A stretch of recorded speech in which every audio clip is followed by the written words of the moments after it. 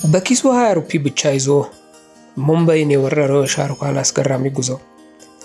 በዓለም ላይ ካሉ ተዋናዮች ሁሉ በሀብቱም ሆነ በዝና ቀዳሚ ከሚባሉት መካከል ነው። የቦሊውድ ንጉስ፣ ኪንግ ኦፍ ቦሊውድ ወይም በቀላሉ ባድሻ እየተባለ ይጠራል። ነገር ግን ይህ ዝናና ሀብት ዝም ብሎ አልመጣም። ዛሬ የምናየው ባለብዙ ቢሊዮን ዶላር ንብረት ባለቤት፣ በመላው ዓለም በቢሊዮኖች የሚቆጠሩ አድናቂዎች ያሉ ሻሩካን በአንድ ወቅት ሙምባይ ባቡር ጣቢያ ላይ አድሮ በኪሱ ጥቂት ሳንቲሞች ብቻ ይዞ አንድ ቀን ይህች ከተማ ገዛታለሁ ብሎ የተመኘ ምስኪን ወጣት ነበር። ዛሬ በዝርዝር የሻሩካንን እውነተኛ የህይወት ትግል፣ ስኬትና ያልተሰሙ ታሪኮች እናያለን።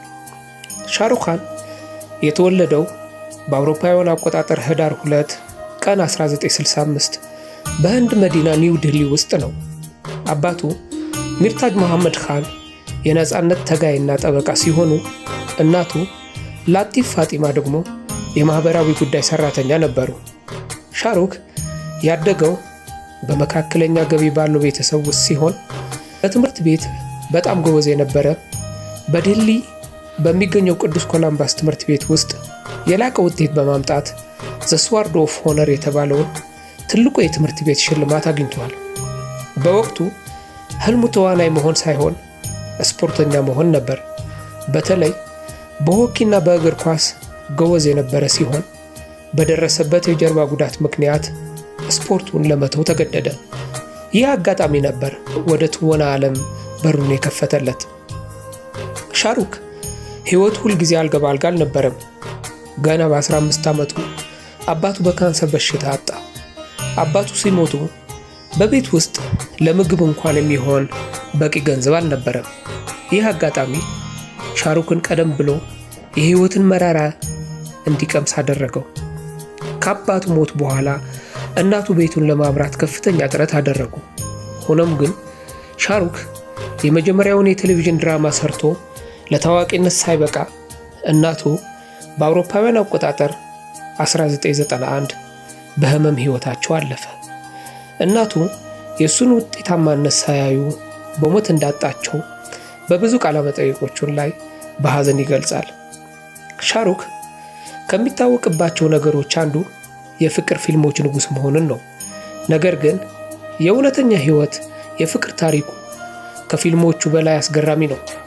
ሻሩክ ባለቤቱን ገውሪን ለመጀመሪያ ጊዜ ያያት በ1984 በአንድ ድግስ ላይ ነበር። በወቅቱ ሻሩክ ገና የ18 ዓመት ወጣት ሲሆን ገውሪ ደግሞ የ14 ዓመቷ ነበር። ገውሪ ከሀብታም የህንዱ ቤተሰብ የተወለደች ስትሆን ሻሩክ ደግሞ ሙስሊምና ምንም ገቢ የሌለው ተራ ወጣት ነበር። የገውሪ ቤተሰቦች ግንኙነታቸውን በፍጹም አልፈቀዱም ነበር። ገውሪ ሻሩክን ትታ ወደ ሙምባይ በሄደች ጊዜ ሻሩክ በኪሱ 10,000 ሩፒ ብቻ ይዞ ሊፈልጋት ሙምባይ ሄደ።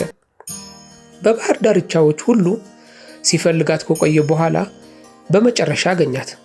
በትግልና በጽናት የገውሪውን ቤተሰቦች አሳምነው በጥቅምት 1991 ጋብቻቸውን ፈጸሙ።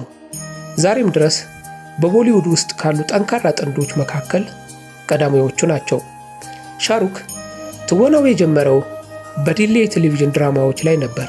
ፈውጂ እና ሰርከስ የተባሉ ተከታታይ ድራማዎች በመጠኑም ታዋቂነት አተረፉለት። እናቱ ከሞቱ በኋላ ዲሊን ትቶ ወደ ሙምባይ የመጣው በልቡ ትልቅ ቃል ገብቶ ነበር። በመጀመሪያዎቹ ወራት ሙምባይ ውስጥ የሚያርፍበት ቤት ስለሌለው ከጓደኞቹ ጋር በየመንገዱ ያድር ነበር። ዲቫና የተባለውን የመጀመሪያ ፊልሙን በአውሮፓውያን አቆጣጠር በ1992 ተመረቀ። ፊልሙ ከፍተኛ ስኬት በማግኘቱ የፊልም ፌር ምርጥ አዲስ ተዋናይ ሽልማት ወሰደ።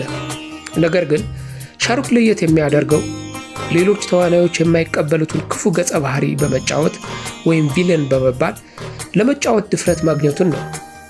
በባዚጋር እና በደር ፊልሞች ላይ የሰራው ክፉ ገጸ ባህሪ ሰዎችን ያስገረመና በቦሊውድ ውስጥ ያለውን ቦታ ያጠነከረለት ሆነ። በአውሮፓውያን አቆጣጠር 1995 ለሻሩክ የህይወት መለወጫ ዓመት ነበር። ዲልዋሌ ዱልህንያ ሌ ጃኤንጌ ወይም ዲዲኤልጄ የተባለውን ፊልሙ ተለቀቀ። ይህ ፊልም በህንድ የፊልም ታሪክ ውስጥ ረጅሙን ጊዜ ከ25 ዓመት በላይ በሲኒማ ቤቶች የታየ ፊልም ሆኖ ተመዝግቧል። ከዚህ በኋላ ኩች ኩች ሆታ ሄ፣ ዴቭዳስ፣ ቪር ዛራ፣ ማይ ኔም ኢዝ ካን እና ሌሎች በርካታ ስኬታማ ፊልሞችን ለዓለም አበረከተ። ሻሩክ ፊልም በመስራት ብቻ ሳይሆን ሬድ ቺሊስ ኢንተርቴይንመንት የተባለው የፊልም ማምረቻ ድርጅትና ኮልካታ ናይት ራይደርስ የተባለ የክሪኬት ቡድን ባለቤት በመሆን ወደ ቢዝነስ ዓለም ገባ። እንደ ማንኛውም የሰው ህይወት የሻሩክም ህይወት በስኬት ብቻ የተሞላ አልነበረም። ከ2014 በኋላ የሰራቸው አንዳንድ ፊልሞች እንደጠበቀው ውጤታማ አልሆነም። በተለይ ዚሮ የተባለው ፊልሙ ለኪሳራ ከተዳረገ በኋላ ለ4 ዓመታት ከፊልም አርብቆ ቆየ። ብዙዎች የሻሩክ ጊዜ አበቃ ብለው ተንብየውም ነበር። ነገር ግን በ2023 ሻሩክ በታላቅ ብቃት ተመለሰ። ፓታን፣ ጃዋን እና ዳንኪ የተባሉ ፊልሞቹ በአንድ ዓመት ውስጥ ከ2500 ኮሮር በላይ ቢሊዮኖች ገቢ በማምጣት አዲስ ታሪክ ጻፉ። ይህ ኪንግ ካን አሁንም ንጉስ መሆኑን ለዓለም ያሳየበት አጋጣሚ ነበር። ሻሩክ ካን ዛሬም 60 ዓመት ሊሞላው ቢቃረብም አሁንም እንደ ወጣት ጠንክሮ የሚሰራ በቀን ውስጥ ከ4 እስከ 5 ሰዓታት ብቻ የሚተኛ ሰው ነው። እሱ እንዲህ ይላል፣ ስኬት ጥሩ አስተማሪ አይደለም፣ ውድቀት ግን ትሁት እንድትሆን ያደርጋል ይላል። ወላጆቹን አጥቶ በድህነት ውስጥ ሆኖ ተስፋ አልቆረጠም። ሙምባይ ሲገባ ገዛታለሁ ብሎ ሲናገር ማንንም አላመነውም ነበር። እርሱ ግን አደረገው። ምንም እንኳን ቢሊየነር ቢሆን ለአድናቂዎቹ ያለው ፍቅር ክብር ወደር የለውም። የሻሩክ ካን ታሪክ ይህንን ይመስላል። እናንተ ከሻሩክ ፊልሞች የትኛውን ትወዳላችሁ?